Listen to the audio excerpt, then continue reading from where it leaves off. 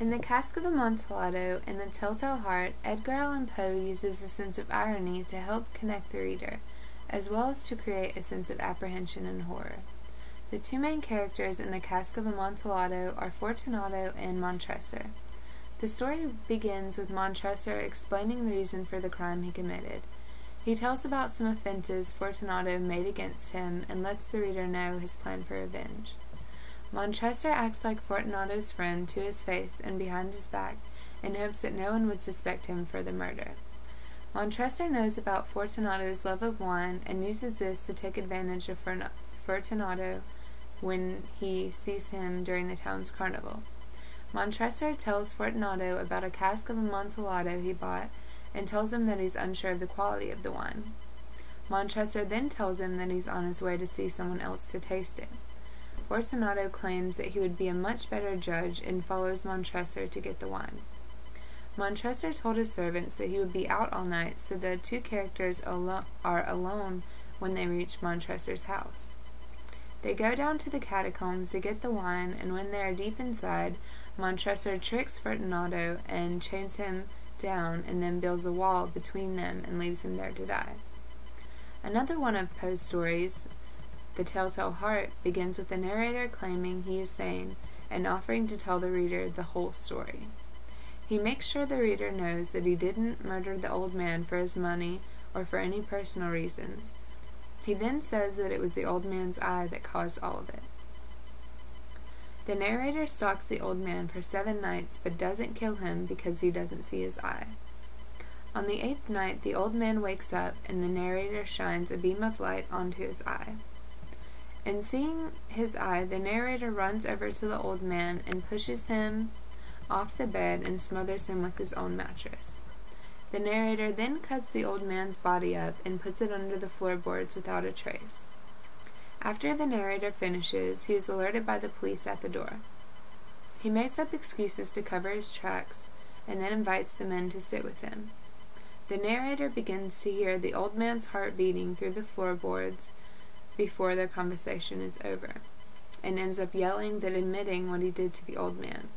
Without the sense of irony in these two stories, Poe wouldn't have been as successful at getting his meaning across. In both stories, Poe lets the reader in on what's going to happen without the characters knowing it, which is dramatically ironic and makes them more interesting. In The Cask of Amontillado, the reader knows Fortunato is going to meet his death in the catacombs as soon as he and Montressor meet at the carnival.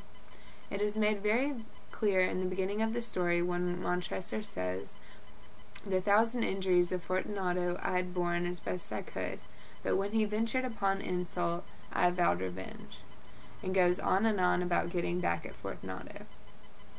He says that he wants to punish him. Just like in The Cask of Amontillado, the reader is made aware of the narrator's plan from the beginning in The Telltale Heart. The narrator comes out and says that he gradually made up his mind to take the life of the old man, and thus rid himself of the eye forever. In letting the reader know the narrator's plans before they happened, Poe used a form of dramatic irony to create humor and make the stories more interesting. An additional time irony is used in Poe's stories is when Montressor acts like he cares for Fortunato in The Cask of Amontillado. When Montressor brought Fortunato down into catacombs, he says, "Come, we will go back. Your health is precious," directly after Fortunato had a coughing fit. It's obvious to the reader that Montressor didn't truly care about Fortunato or how he was feeling. In Fortunato's answer, he said, "The cough is a mere nothing. It will not kill me. I shall not die of a cough." Montressor replied with true, and toasted to Fortunato's long life. It's ironic and hypocritical that Montressor would say things like that after he thoroughly planned his supposed friend's Fortunato his murder. Additionally, in The Telltale Heart, Poe uses the same form of irony. The narrator is trying to convince the reader that he is sane in saying, "You fancy me mad. Madmen know nothing, but you should have seen me. You should have seen how widely I proceeded." He goes on with this broken idea, which clearly makes him sound crazy. He talks about such a gruesome act with ease and focuses on how clean and perfect he thought the murder was.